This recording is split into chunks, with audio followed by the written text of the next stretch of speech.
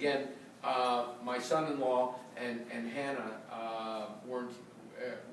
aren't here, so I'm going to read Max's letter. Then I'd like my friend Dave to play something. Then I'm going to end it with my youngest daughter's letter, so that when you start with something, you either go to the youngest or start from the beginning. So here's a letter from Max. Max's tribute to Bob. I first met Bob when I flew from Vancouver to Middletown, Connecticut for Sarah's graduation from Wesleyan.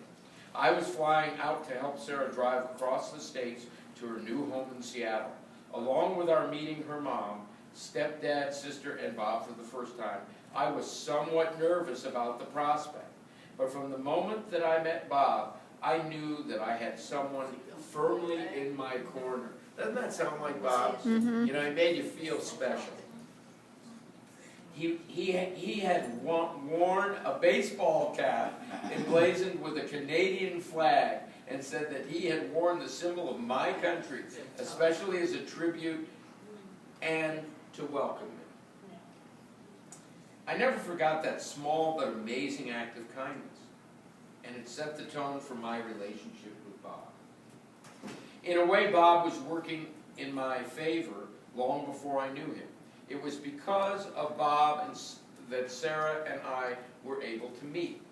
After his beloved Corey's passing, Bob traveled with Steve, Sarah, and Hannah to Alaska in order to spread some of her ashes on a glacier, according to Corey's wishes. On their way back home, Bob was struck down with pneumonia and was airlifted from the boat to Royal Jubilee Hospital in Victoria. Actually, it was a heart attack, but that's something else. Bob was treated in the hospital for nearly a month and thankfully made a full recovery. But during that treatment, the rest of the family got to roam Vancouver Island. Steve so enjoyed Victoria that he bought the house where Sarah and I first met 5 years later, and 5 years later celebrated our wedding reception there. Life works like ripples from a pebble thrown in a pond. Bob's own life was a huge, sparkling pebble, and I know we're all going to be feeling the ripples of his life for a long time.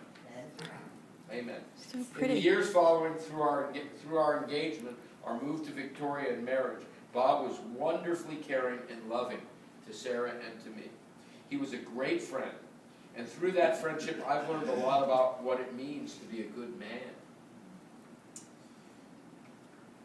There's a lot to live up. There's a lot to live up when Bob is one of your examples of how to live a meaningful life.